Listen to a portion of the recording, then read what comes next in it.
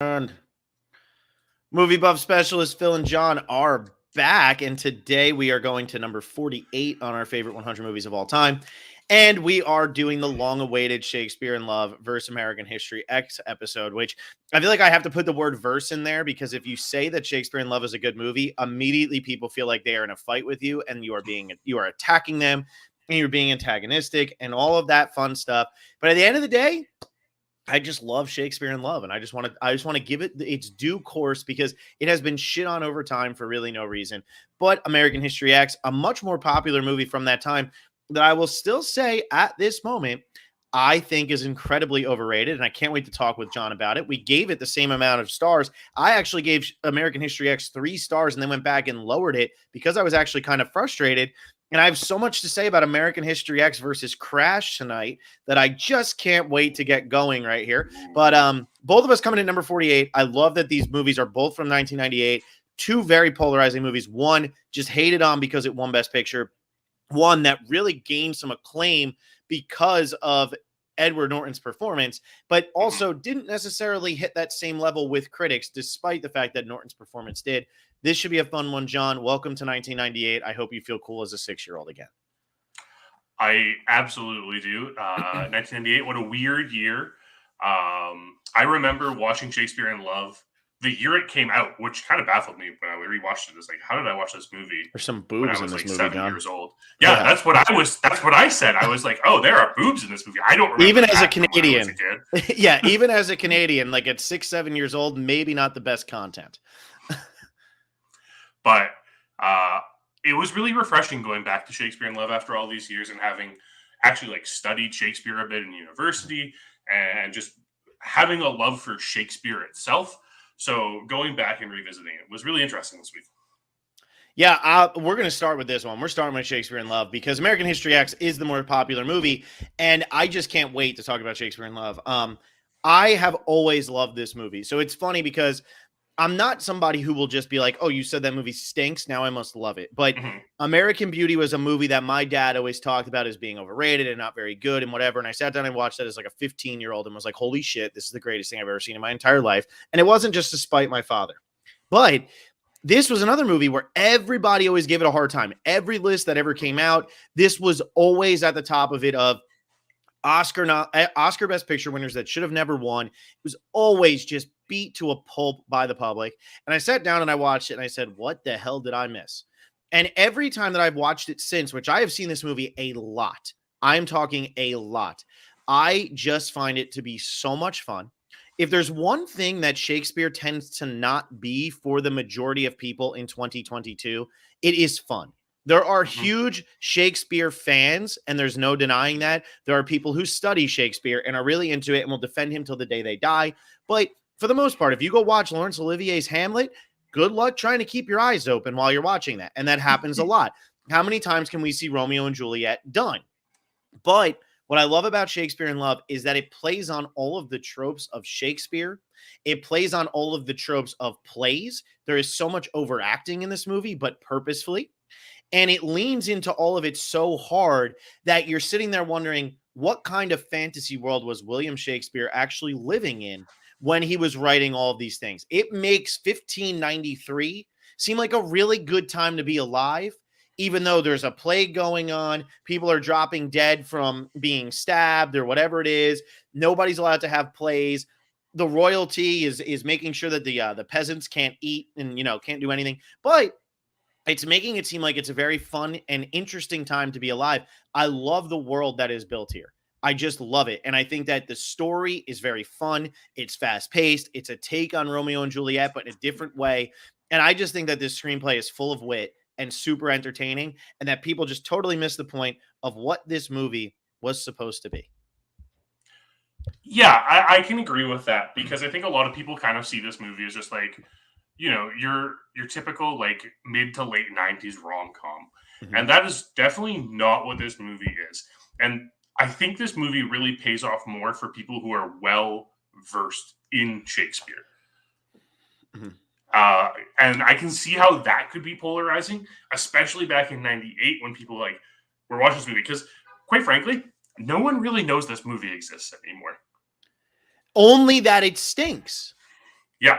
Like And the only time, this is the time of year, and I love that we're doing this in the middle of February, because this is the only time of year that Shakespeare in Love comes up. It's kind of like, I don't know how much you paid attention to with the American election, but they were doing all these things about like Black Lives Matter. When does it spike? It's always during election year that it's like the searches for Black Lives Matter pops up more. It happened in 2016. It happened in 2020. Shakespeare in Love is like that, but with only at Oscar season. Every February, like clockwork, this movie rears its head just to be shit on by somebody. That's all it is. But people don't watch this movie. That's the thing that gets me. The number of people who say this movie stinks and should have never won Best Picture compared to the number of people who've actually seen the movie, it's interesting how so many more people know it's bad, even though they've never sat down and watched it. Yeah, and I mean, like, I have my gripes with some things that happen in the movie, but overall, like, it's a very enjoyable movie that, like I said, it really has its payoffs for those who are very knowledgeable about Shakespeare. Because I sat there just kind of like looking at all of these different Shakespeare Easter eggs throughout. It's like, oh, that's cool, Nod. Some of them were a little heavy-handed, and some of them were a little like ridiculous. Mostly towards the beginning of the film, I found that happen with like the One Gentleman of Verona and stuff like that. I was like, okay, I get it. You're making a joke based on the title of a Shakespeare play saying, oh, this isn't his actual play. But like that type of humor didn't really hit me. Whereas it's like when you look at some of the other references that are made in this movie, something like the Juliet costume being the Zeffirelli costume, like that resonated a lot more with me and made the movie more enjoyable for me. Yeah, and I think, see, that's what I like so much about this movie, though, and it did rightfully win Best Screenplay that year. I think it was original, right? Or was it adapted? I forget exactly which category it won in. It's original. I believe. But either way, I love the screenplay in this because there are so many winks and nods. You were talking about the pirate thing. A lot of people might sit there and go, oh, the Ethel, the pirate's daughter or something like that. They don't realize necessarily that this was the Deus Ex Machina for Hamlet. Shakespeare, for Hamlet. Exactly. For Hamlet. It's like, they're pirates. That makes it so that Hamlet's back in Denmark. And like, yeah, I really love that joke. I'm like, okay, why are they doing this pirate thing? And then when I finally caught on to this, like, okay, that's actually really funny. Yes, exactly. And so I love that kind of stuff. I think that this movie really leans in with a heavy hand of like, all of his inspiration was coming from this one muse and his interactions with this one muse. It is very much a romantic comedy. Like it does follow a lot of the standards of a lot of really basic romantic comedies. However, it's not a basic romantic comedy. Like it is elevating it because of the world that it's living in, because of the dialogue that it's having, because of the characters, and because it's somebody so well known that I would actually say that I would bet most Shakespeare fans probably actually quite enjoy this movie. They might not love it, but they probably enjoy this movie.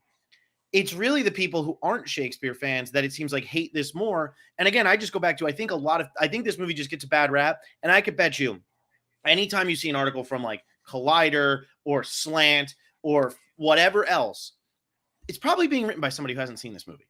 Like it really is probably, because this is not also an easy movie to find. American History X, a much easier movie to find than Shakespeare in Love all these years later. Yeah, I mean, I think one of the other things to consider when we're talking about like the typical like romantic comedy aspect of it, Shakespeare wrote the book on romantic comedies. He did. Like the reason why this comes off as a typical romantic comedy is because Shakespeare's the guy who popularized that genre. Yeah. Yeah. And that's what the point of this movie is. He's got to impress Queen Elizabeth to say love can fit into a play. You can write love. He has, though. Like Romeo and Juliet is the most timeless love story ever. Yep. And so because of that, like you might sit there and say, oh, this is corny. This is frustrating. I hate it. But it is like, yes, it's a very basic way of stating it. But it literally, if you think about it, that is what Shakespeare did. He impressed kings and peasants alike and was able to convince them that he could tell you a love story or tell you a tragedy, all of this stuff. And so I think that like all of these little things that most people will point at as corny, we haven't even gotten into Gweneth Paltrow yet because I have so much to say about young Gweneth here, but there's so many things in this movie that I feel like are just misrepresented now that we're 25 years away from when it was released. People kind of miss, like, no, the writer of this, which, what was his name? You said he did Guildenstern and Rosencrantz are Dead. I forget what his name is. Oh, I can't remember his name. Let me check. It's okay. But he writes this script. He's not trying to make some profound statement about love and all of that. He's trying to make a profound statement about Shakespeare and his ability as a writer and how amazing this period was. And so that's where I just totally buy in. I love it. I know, John, you had a note here, and I don't want to steal your thunder, but you had a note from the beginning that said, what is this opening sequence?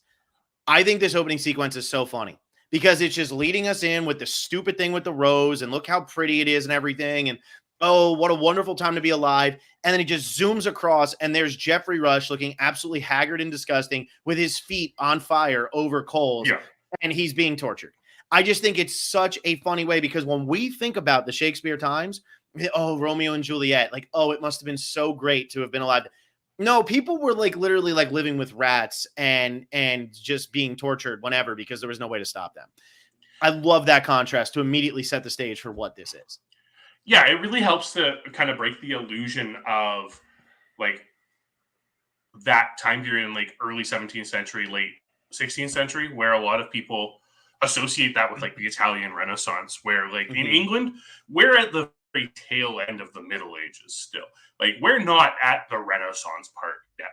And the opening sequence and like having that scene of Jeffrey Rush with his feet over the fire, it kind of removed that. And I think Jeffrey Rush is very, very good in this movie too. I think he was nominated for this and didn't win it. And John, we actually talked about this, but if he had won the Oscar, this would be the most decorated acting film of all time, or tied for the most decorated, because they would have won 3 of the 4 major categories. But yeah, I think Jeffrey Rush was the perfect person for this kind of role because he is a very good actor and he can be very like charismatic and stuff, but he can also play like pretty despicable and grimy and all of that. I mean, we see him play one of the great like action adventure villains in what is it, Pirates of the Caribbean. So there's a lot, like he was perfect for this. But yeah, I love this, like, oh, and now it's completely dropped the other foot. I think that's just a great move. Yeah, absolutely. I think this movie could have benefited, like, Ralph Fiennes. This is that weird period in time where Ralph Fiennes existed in film. Joe Fiennes. There was like, or Joe. Yeah, this is Joe Fiennes. Ray Fiennes is in the other one. Yes. Yeah. But where Joseph Fiennes is in these films just for like this span of like 3 or 4 years, and then kind of drops off the face of the earth. And he plays Shakespeare in such it's almost a whimsical way where he's so infatuated. He gets the Romeo treatment in this. Like we see Romeo in Shakespeare, which is great. And like there are little throwaways too, which I really like. I really like the conversation with Marlowe. When Marlowe kind of like starts going through the plot and like writing Romeo and Juliet with Shakespeare as like the nod to like the one historical theory that Shakespeare was not a single person because there's no way he could have written all of these plays. So it's like, again, it's these little details in this movie that make it quite enjoyable. Yeah. And I love the Kit Marlowe thing. I love the John Webster thing and how John Webster is also based on a real person. And like, yeah, there's always, what was that movie that I really didn't like? I think it was Roland Emmerich, Unwritten or something like that about Shakespeare. Anonymous. That was it. Sorry. I was thinking Natasha Bedingfield, I guess. Kenneth Branagh, no? No, it wasn't Kenneth Branagh, but it had like that kind of feel, but it was just like a very like, what if he never existed? And it's such like a lazy version of this story, but it does put that into people's minds of like, was he real? Was he not real? We don't know. And that's the thing. We really will never know if Shakespeare wrote all of these things or if it was a collective and all that. But Kit Marlowe being able to come in and, you know, it's giving credence to so many of the theories that are out there and everything like that. And again, that's just why I think this is fun. When you grow up and you're stuck reading Romeo and Juliet, for the most part, you hate doing it. It feels like it's in a different language. It can be a bit of a slog. It's tough. But as you get older, you start to appreciate it more. And this movie for me just felt like, all of that stuff that I learned and I don't understand why I learned it This movie is paying it all off. It's digging into all of that stuff. And I think it does a really fascinating, interesting job of capturing it all. Yeah. I mean, you bring up a good point about like the modern look at Shakespeare, where a lot of people kind of view it as this chore and in high school when you're like reading Shakespeare and stuff. But like when I was teaching, I taught Shakespeare and I saw breakthrough in kids because they understood Shakespeare. And like that's where Shakespeare comes in. It's just these timeless tales that Shakespeare has. And when we get these adaptations of Shakespeare where this isn't a historically accurate story by any means. Mm-hmm. But the fact that it is just, it's the beginnings of like, it's parts of Romeo and Juliet mixed with parts of the 12th Night. Mm-hmm. And it's really which the 12th Night is the play they tell him to write. She tells him, Judi Dench tells him to write that. Yeah. The 12th Night. So it's really clever. And it has this ability to transcend age. That's the beauty of Shakespeare. Shakespeare doesn't just stay in the 16th century and 17th century when it was first written. It transcends time, and people of all ages get to enjoy it. And that's really what this movie is trying to push forward, is that, yes, these are typical tropes we're seeing in the 90s, but they transcend time because they're Shakespearean. Yeah. And I will say, I think most people love the idea of Shakespeare. They just don't like the execution of Shakespeare nowadays. I think most people love the idea of like the Hamlet story is a pretty freaking epic story. But then when the execution, you're like, like this is a drag. Romeo and Juliet. There's a reason why there's been 900 versions of Romeo and Juliet, whether it's Romeo and Juliet or West Side Story, which was just remade. Mm-hmm. It's the same exact thing. And so like, but this whole idea that like it was because he was in this long lost lover thing and all of that, it's like it is what it is. You know what I mean? Like it's like I just buy into it. And I think you can go one of two ways with this. You can either buy into it or you cannot buy into it at all. For me, I buy into what's going on with this story. I think it's fun. I think it's a quippy little tale on this. And now I have to get to Gweneth Paltrow. Joseph Fiennes wasn't nominated for this movie. Judi Dench rightfully won her Oscar, even though she's in like 6 minutes of the movie. She's freaking awesome in this movie. Well, like this year has definitely proven that Judi Dench can get nominated for movies she's only in for 6 minutes. Yeah, Belfast also did the same thing, and I will tell you that Belfast, she's pretty much just playing Judi Dench. This, she is playing Queen Elizabeth, and she's freaking epic. Jeffrey Rush was nominated, doesn't win. I haven't seen the person who did win that year. I forget who it is, but I haven't seen the movie yet. However, Gweneth Paltrow is consistently badgered for winning this Oscar this year. Always. Just hated on for winning this Oscar. I recently watched Elizabeth, which is what everybody says should have won. Cate Blanchett should have won for Elizabeth. I recently watched Elizabeth. I think Elizabeth is a good movie, like a very good movie. I think I gave it 3.5 stars. I really enjoyed it. Cate Blanchett's performance in that movie is good, but it is so freaking overrated. It's insane. It's not this like, oh my God, you'll never believe what you just watched. Maybe at the time it was, but it certainly doesn't feel that way anymore. I love what Gweneth Paltrow is able to do in this movie because she's leaning in to the tone of this movie. A lot of reviewers, a lot of people say that she shouldn't have won the Oscar because all she does is dress up as a boy and she's not even convincing of that. She's not supposed to be convincing as a boy. That is the point of the movie, is how ridiculous it is that back in that time, men were on stage dressing up as women, and as long as they talked in a high-pitched voice, they were women. If women went on the stage, you were shut down, as we see happen in this movie. That's the ridiculousness of it. It's a trope in Shakespeare stuff for people to just dress up. Joseph Fiennes at one point in this movie is pretending he's a woman, and everybody just buys into it because it's leaning into how ridiculous it is that we would assume people were just so stupid that, yep, that's a woman.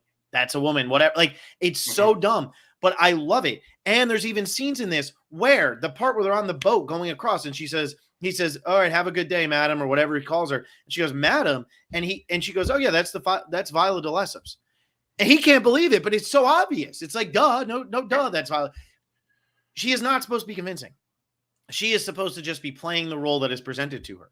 And that is the whole Shakespeare thing, right? The world's a stage and everyone's a player. She's a player on this stage of reality for William Shakespeare. And so I think that this performance is really awesome. I think she's very good in this movie. I think she's totally believable in what she's supposed to be doing.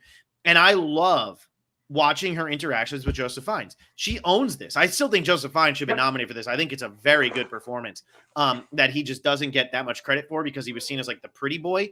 But I really, really love Gwyneth Paltrow's role. I love the way she does it. I love that she does have the whole Juliet thing going on of, oh, love and everything. And she's just like flailing about. I think it's great. I think it's a great performance. And I think it's super underrated because people just miss what it's supposed to be, what it's supposed to be saying, and would rather just be angry at it. Are you there? I fear that John may have frozen. So I'm just going to keep talking. I hear him moving. I don't know. I'm hearing you moving. Hello? John. All right. I'll just keep talking until he comes back. You might have to leave and come back or something. I don't know. No, it's okay. I'm here. Okay, you're here. No, I'm here. What's up? Welcome back. All I was talking about was how I don't know what that was, but yeah, I mean, Gwyneth Paltrow's performance, like you said, she's not supposed to be believable as a boy in this movie because that is the Shakespearean trope.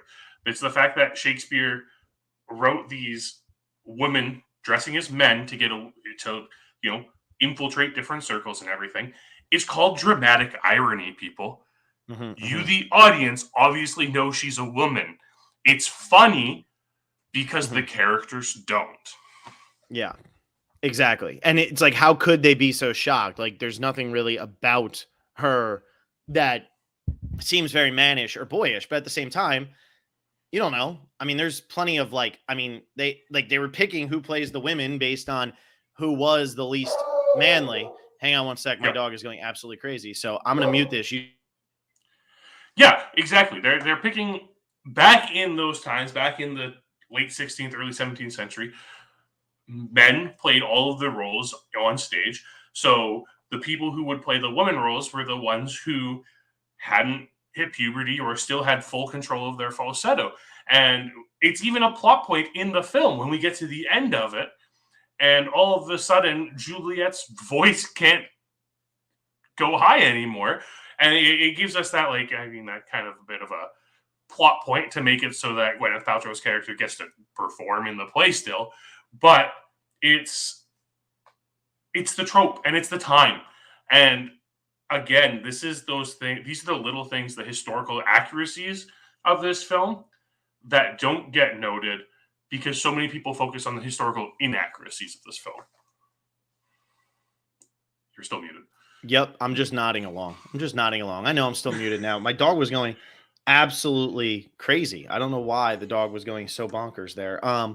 But yeah, so that's one big thing. I do think like Ben Affleck, Colin Firth, Tom Wilkinson, this has a very, very good cast of supporting characters. Tom Wilkinson, really one of the first movies. Tom Wilkinson was in The Full Monty the year before, but Tom Wilkinson wasn't really getting like these big, big roles yet.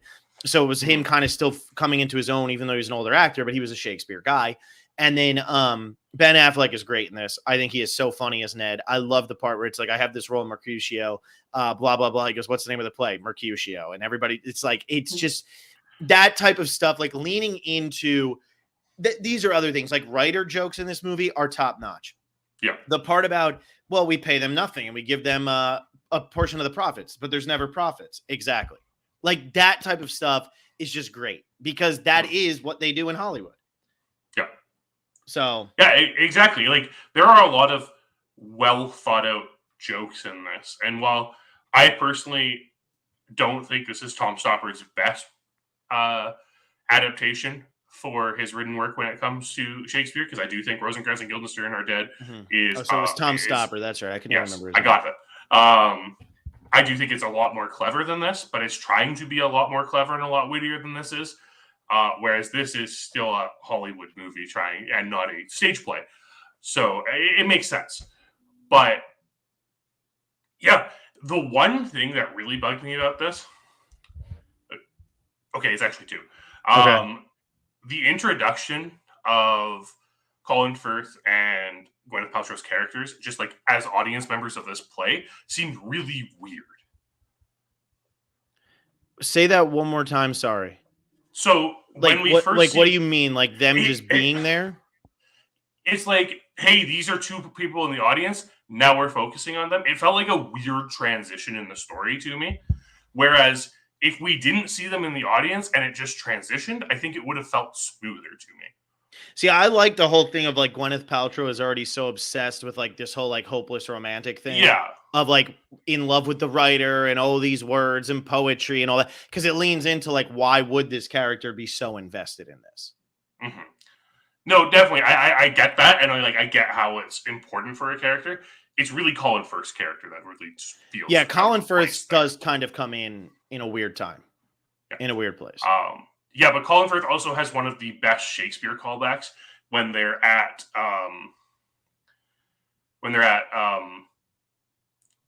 the funeral, or like they're praying for Marlowe, and he just like starts reciting Macbeth when Shakespeare walks in. That's one of the most beautiful callbacks in this entire film. Yeah. And it's those little things, though. Like, again, like, this is why this movie wins screenplay. Like, I know this was the year that Saving Private Ryan came out, and pretty much everybody thought Saving Private Ryan should have won Best Picture. Now, I know you and I both aren't very big fans of Saving Private Ryan. I'd call Saving Private Ryan like a 2.5, 3-star movie. I don't hate it, but it's okay. The screenplay for Saving Private Ryan just isn't very good. And that's something that really bothers people. Why are these 8 people going to save the life of one? And how ridiculous is the plot of this movie? Like, the movie is ridiculous. The dialogue is pure corn.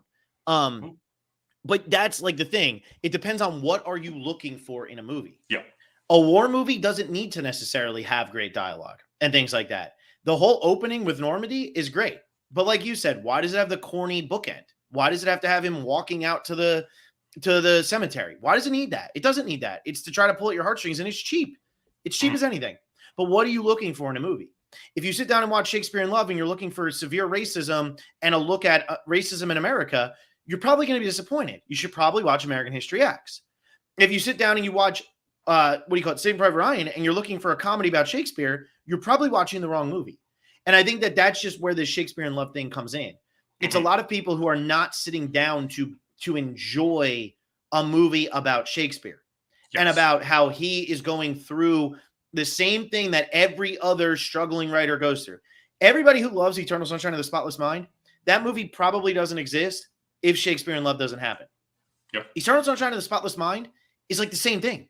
It's just, obviously, it's a brilliant screenplay and it has all that crazy stuff going on, but it's about a guy who, it's Charlie Kaufman. Like, it is Charlie Kaufman telling his own story, pretending he's Joel Barish, and he is going about telling you his inner thoughts and trying to fall in love with somebody who's different, who he doesn't feel like he can obtain. Like, all of these romantic comedies, they all follow a similar thing. And we see this all the time from the point of view of writers. This one just happens to be with the most famous writer of all time. Yeah. And I think that's where it loses some people and frustrates some people. But I love this. I really thought that this was going to be the time where I was going to sit down and watch it and be like, you know what? I've overrated it my whole life. Now I got to go defend this and feel like an ass about it. I love this movie. I absolutely love this movie. I think what it comes down to is 98 was a really weird year when it came to the Academy Awards.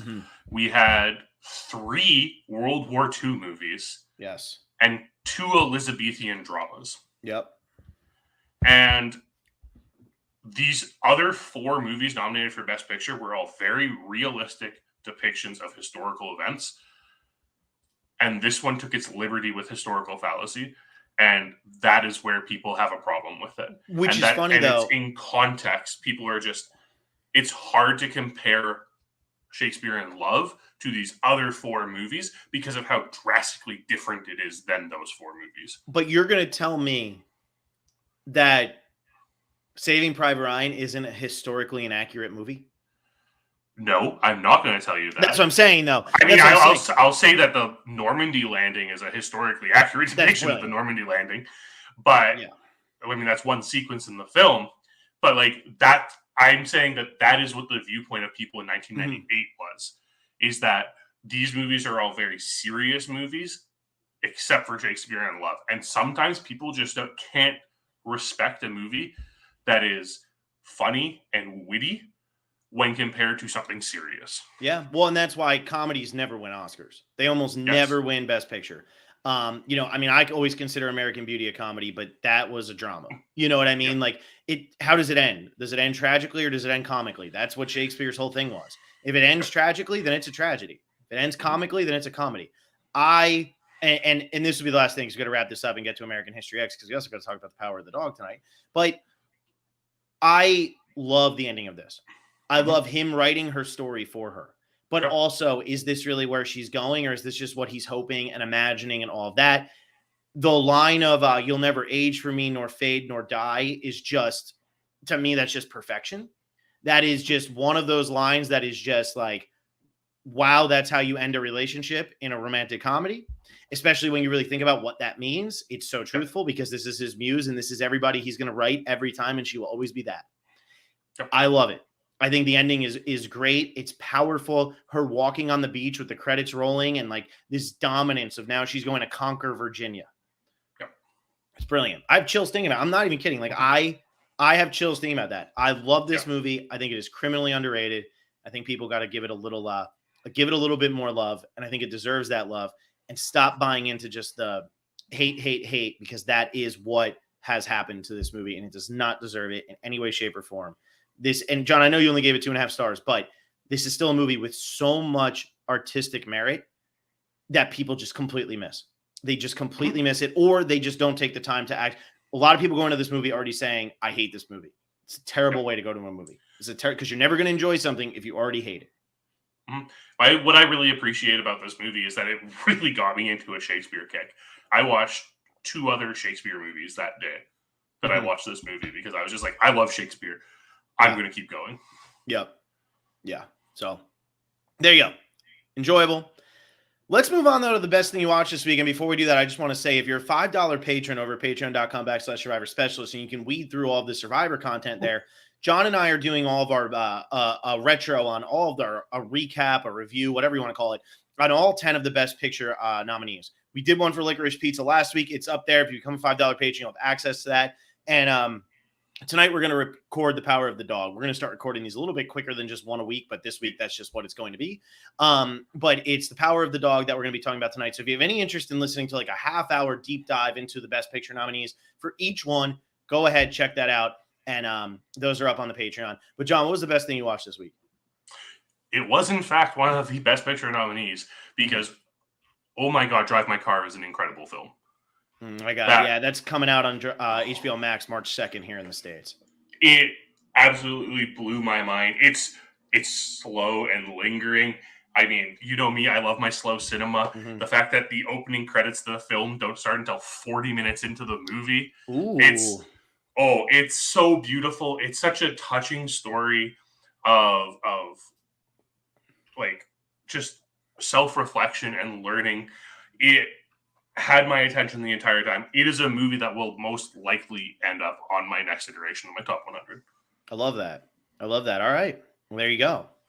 I had an interesting week. I watched 2 of the Best Picture nominees and a Best Picture nominee from way, way, way back. Roman Polanski movie I'd never seen called Tess. Every single one of them got 3 stars. So trying to pick what my favorite out of all of them is tough. I'm actually going to go with Nightmare Alley, though. Nightmare Alley, I thought, had a really cool look to it.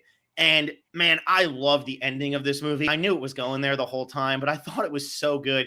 My biggest problem with Nightmare Alley is that the beginning is about half hour too long, especially since the Carney stuff doesn't come back.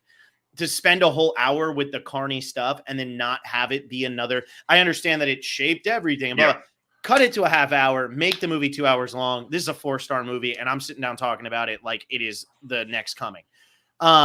Belfast, I saw it. I liked it. I didn't love it. I feel like the more I watch that movie, the more I'm going to love it. But right now, it's a like, not a love. Tess was also very good, though, just insanely long. Roman Polanski, keep your movies to 2 hours and 10 minutes. That's what you're good at. All right, John, let's talk about probably the number 1 on AFI's top 100 heroes. Let's talk about American History X. Yeah, definitely a massive hero here. American History X is one of those interesting movies where it's a tough watch. There are very tough moments in this movie to watch. The curb stomp scene is honestly one of the most disturbing scenes ever put to film. Yeah. I don't think you'll find anyone who really disagrees with that. But taking it in its time, where it's really looking in on like race relations in LA and America in the 90s is really interesting. But I would like to argue that this movie is much more relevant today than it was in 1998, not because of its investigation into race relationships, but rather its investigation into propaganda and extremism. Well, and I think what I found funny about watching this movie this time, so this is the second time I've watched this movie. The first time I watched it, I was like 16, 17, whatever that age range was, where every teenage boy is like, this is the coolest movie ever. You got to see this. Yeah. And I watched it. I didn't really like it. And this time I watched it and I thought it was okay. I didn't love it. I thought it was okay. I think I gave it 2.5. Like I said, I had it at 3 and then I was like, ooh. What I found interesting about this, though, is that this movie proves that 2016, 17, 18, 19 America isn't really any different than 1997, 1998, 1999, 2000. And I think that's one of the biggest misconceptions probably in our country today. And I say our, not meaning you, John. But I like taking my digs at you over the Canada thing. You're in there with the Survivor thing being like, what did I do wrong? But I don't want to get political with this, but I think that there's such a feeling in American society that everything has just gotten to a point of no return. And it all started because of 2016. Yeah. Whether I agree with what happened in 2016 or not, that is Donald Trump being elected to the presidency, America becoming what it is did not start in 2016. It didn't start when Obama became president in 2008. And it didn't start when Bush became president in 2000. I could do this literally for all presidents' terms, probably back to the beginning of American history in 1776. So that's where I come in and say, they're having these dinner table scenes. They're the best parts of the movie. Hands down, not even close. The dinner table scenes are the best parts of the movie. The Elliot Gould dinner table scene with Beverly Angelo and Edward Norton and the sister and Edward Furlong and the girlfriend is the best scene of this movie. Because it is a conversation that if you go to Thanksgiving dinner with your racist uncle or whatever they want to say, you could very well end up in this exact same conversation. This is the same conversation that's happening. And I think that to me is what I liked most about this movie is that for the people who love this movie, just remember, this was made in 1998. They couldn't have been talking about this stuff if it didn't all start until 2016. I just think that is the interesting thing. No, it was around forever. The Rodney King conversation is crazy, but it's brilliantly written. And not for nothing, Derek Vineyard very much believes what he is saying, which makes this scene compelling. It's not like Derek Vineyard is an idiot. They tell you Derek Vineyard's incredibly smart. They tell you that at one point he was very much into different kinds of literature because of his teacher. And they show you what his father does to him and how he convinces him, how his father is killed and how that could corrupt, and where he goes while he's looking for his rebound. Yeah. All of this stuff is happening in 1998. That's when this movie is made. That's where I just think that that's where it really excels. Now, granted, a lot of that is reading into what's going on behind the scenes and looking at it with 24 years of perspective now. So that's why I don't necessarily give it all the credit for having that. It is it's as fucked up as this sounds, it is very lucky that America hasn't changed all that much. Yeah, no, I don't disagree. And I think that's the really interesting thing about like the title being American History X. You can look at it like, a Malcolm X reference or whatever you want to look at it. I kind of look at it as X being a cross section of American history. And that's what I really think American History X is working towards, is it's not telling you this is the way America is now. It's telling you this is the way America has always been. And there are just a lot of people who are willing to ignore it. Yeah, I totally agree. And again, like, how does somebody like Derek Vineyard become the way he is? How does he become a racist? We see his progression. We see that it has to do with his upbringing, but that it also has a lot to do with what happened to his father and why he would start to feel that way, because that's what his father taught him. And now he needs to give his anger to someone. It just so happened the people who that his father died because of were black. And that's going to change his perspective on things. And so, but then it also shows what happens when you come out of jail. I mean, you know, the perspective of the jail scenes of he's going straight over to his Aryan Brotherhood and they betray him more than anybody else because he doesn't believe they stand for anything. So he decides to take a stand for them and they just abuse him like anybody. And who does he befriend? He befriends the black guy. Yeah. That's where it's showing you all of these things. And that's why it starts to peel back these layers on Derek Vineyard. I don't know if a character like Derek Vineyard would succeed anymore. Think about it with Sam Rockwell in 3 Billboards Outside Ebbing, Missouri. Everybody hates that character. There was a lot of backlash when he won the Oscar for that movie. Yeah. But he's going through the same arc as Derek Vineyard. Yeah, I think a lot of people like the redemption of Derek Vineyard more because it's the extreme. I think I wrote this when I watched Don't Look Up last week. I said the problem with Don't Look Up is that it's trying to make satire out of just what's happening today rather than focusing on the extremes of satire. Mm-hmm. And that's what I think the Derek Vineyard character does. Because Derek Vineyard is a literal neo-Nazi with a swastika tattooed on his chest. He seems like on his heart. He seems like an extreme. And people are more comfortable when they watch an extreme transition into a redemption arc than when they watch someone who is casually racist transition into a redemption arc. Yeah, I hear that. And that's weird, right? Because shouldn't the casually racist one who then redeems himself, they're probably were less dangerous the entire time than the extreme one who redeems themselves. But that, unfortunately, is kind of where America goes. It's always extremes. And that's one of the biggest problems with our country in general right now. If you don't, and I don't know what it's like in Canada right now. I'm gonna be honest. I just know that there's truckers doing a whole lot of shit. Things are pretty extreme here right now. Things are pretty extreme. It doesn't really matter where you are, but it's funny how it's the whole pro-life, pro-choice thing. If you're pro-life, well, then you believe everything is up. But if you're pro-choice, that means you believe that you want to murder a baby. And we're seeing it with masks now. If you don't wear a mask, it's because you want people to die. You're that selfish that you want these people to die. If you do wear a mask, well, it's because you're a crazy person who is just corrupted by the mainstream media. Yep. These extremes are the only way we know how to act. But that's why sports teams, that's why you pick this one and root really hard against the other. Because it's the extreme. Nobody's going to sit down and watch, I don't know, the Jets play the Giants if there's not a conflict going on between Jets and Giants fans.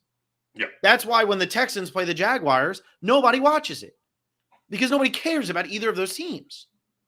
And so that's the thing here. It's showing this extremism and how the brother gets caught up in the extremism.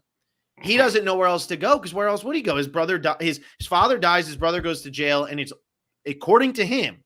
And I keep saying all this, but according to it's because of these 2 black men. Yep. That's probably going to cause racism inside of him because nobody's telling him not to be racist, except for his sister, who they don't respect anyway. So look at how this is going, but it's leading to those extremes. And what are they trying to do to the sister who's really not extreme? They're trying to make her seem like, oh, she's just a bleeding heart. So yeah, I mean, there's definitely like misogyny in this film as well, very evidently. Oh, is there? I didn't notice. Yeah, crazy. Yeah, it's very subtle. But I think that's the big thing, and that's why Danny's character is so interesting, is because he's that bright-eyed kid who's just looking up to his big brother, and like he sees no wrong in his brother. And when Derek goes away to jail, he still ends up following his brother's path, despite the fact that if Derek had stayed, it could potentially have been worse. And that's what I like about the commentary in American History X, is that the black and white sequences seem like flashbacks. They are Danny writing his paper. Yep. Yeah. And after being told by his brother what happened, this is still his take on what he's being told. Yeah. And it's I love the fact that it's kind of contrasting that black and white sequence with the color sequences, where, especially because the black and white sequences are all these more extreme sequences too, where things are kind of portrayed black and white, where it's like it's us versus them the entire time. And I think that's kind of the brilliance of the filmmaking in this movie, where yes, some of the performances aren't great. I think Edward Furlong is a terrible actor. I mean, that's why Edward Furlong didn't do much after this movie. Good point. And I also think that the performances seem very bad in comparison to how good Edward Norton's performance is. That also does not really help. That's not really through any fault of anybody else. That's just the fact that Edward Norton is really, really good. Edward Norton's always been good, but this performance is absolutely spectacular. Yeah. And he brings this terror to Derek Vineyard when he's in like the extremist mode, but when he's post prison Derek, he brings this like gentle remorse to the character as well, and it's so impressive seeing the different the different extremes of this character portrayed by Edward Norton. Well, and that's the thing. It's like you start to feel bad for him because you can tell that whatever happened to him and see, this is one of the more interesting looks at this. And I think we had a movie not too long ago that was similar, Clockwork Orange. But this is similar to that, where he goes to jail. He is clearly remorseful for what he's done. He wants to change. He's doing everything he can to change, blah, blah, blah. But will the world forgive him? He's even working with that teacher that he had to try to save his brother and to try to take down all of the other neo-Nazis. So what is he going to, but would he be forgiven? And I think that's what's interesting now. Imagine if this was made during social media times. Oh no, he's out. What are we going to say about this person? Is there a way to redeem yourself? Or once you do one thing wrong, are you completely done? And I'm not saying that's the same thing here, but that's what this movie is trying to say. What can we forgive? Yes. We almost are to Magnolia. And that is the line from Magnolia. That is the line that just drives home that movie for me. What can we forgive? Because that is the big question about human nature. What are we willing to forgive and what are we not willing to forgive? Yep. This movie, we see this man, he is racist. He has a swastika over his heart. He goes to jail for killing 2 black men who were robbing from him. So where do you stand on that? That's also making it complex. He didn't hunt these guys down. Nope. Did he go overboard? Oh, yeah. But he didn't hunt these guys down. So now that makes it complex. And now he's out on a manslaughter charge, and he's trying to protect his brother and his family. No longer a skinhead, none of that. What do we forgive about this guy? Does he deserve forgiveness? And if he doesn't deserve forgiveness, what is the point of the prison system? So that's where this movie is insanely interesting. And I think, it just, what does it for me with this movie? I think the concept of this movie is great, but I always go back to Clockwork Orange as that's what this genre should be. And so for me, with this movie, I don't like the performances aside from Edward Norton. Elliot Gould's okay, but I think really everybody else is kind of like, hello, I'm acting. How are you? Especially Ethan Suplee is, in my opinion, horrible. Oh, he's terrible in this movie. Ethan Suplee, they are literally like, hey, let's make him the most over-the-top version of this, and it goes to corny. I don't necessarily think Tony Kaye's direction is very good, and I think that the screenplay starts to become very preachy at points. But the way it makes you think afterwards is ultimately what elevates this movie and what keeps it from being, in my opinion, a bad movie, and probably what keeps it in your top 50, as we're seeing here, because it does have those moments of just absolute brilliance. And it will make you think about, man, what am I doing for a very, very, very, very long time? Yeah, that's really what this movie comes down to for me, is that it's just designed in a way to make you think. Like you said, it makes you think about the prison system and reformation, whether or not it's something that can happen. And I love how it's designed narratively to make you feel incredibly uncomfortable. The basketball scene is one of the most uncomfortable scenes in this movie, outside of the curb stomping scene, because you're like, oh, are we supposed to cheer for them being like winning this game once again, though? It takes the sport thing. Now are we rooting for the white people or the black people to kick the other race off of the court forever? Yeah, it's brilliant how it approaches these discussions. And it's so beautiful, the nature versus nurture aspect of it, where I mean, it hints at it a lot, saying that like Derek fell in with Cameron, and like that's how he got to his extremism. And then when it hits you with that gut punch of that breakfast conversation with his dad, as he's like, okay, well now I'm reading. I can't remember what book they were reading. But they're reading this book. It's about race relations and everything. And then it just goes to the point where we see that his dad is very racist. Not to the same extreme that Derek is racist. Yeah. But we see that this is the nurturing that Derek has had growing up. So it's not a surprise that he went to this extreme. Well, and that's what I was going to say. Like, that's where it starts, though. It starts with the subtle. It starts with the casual. This dad, at the end of the day, he's just saying to his son, he thinks he's giving his son good advice. He's not telling his son to go out and kill black people. No. Which is what Derek Vineyard ends up doing. There's a difference there, but it starts somewhere. And that's where it starts in this movie. And, I mean, the downfall of Derek Vineyard is an incredible, but I like watching the rise and the fall. And spoilers. I love that it's the brother who gets killed at the end, because the brother following in his footsteps and finally realizing how wrong everything he's doing is. Well, here you go. And yeah, that is what makes this ending so impactful, is the fact that we've gotten the redemption. Derek's had his redemption. He's come out of prison. He's showing his redemption, and he's finally gotten to the point where Danny's also being redeemed. Danny's seen the light. He knows that he shouldn't be doing this anymore.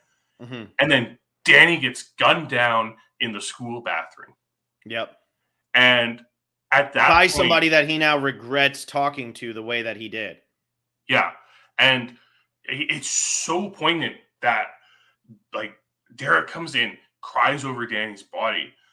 And you just have to be thinking about what's going through Derek's head there. It's like Derek finally got to the point. He got through to his brother. And now he doesn't even know if he's redeemed himself, because all of a sudden his brother's dead.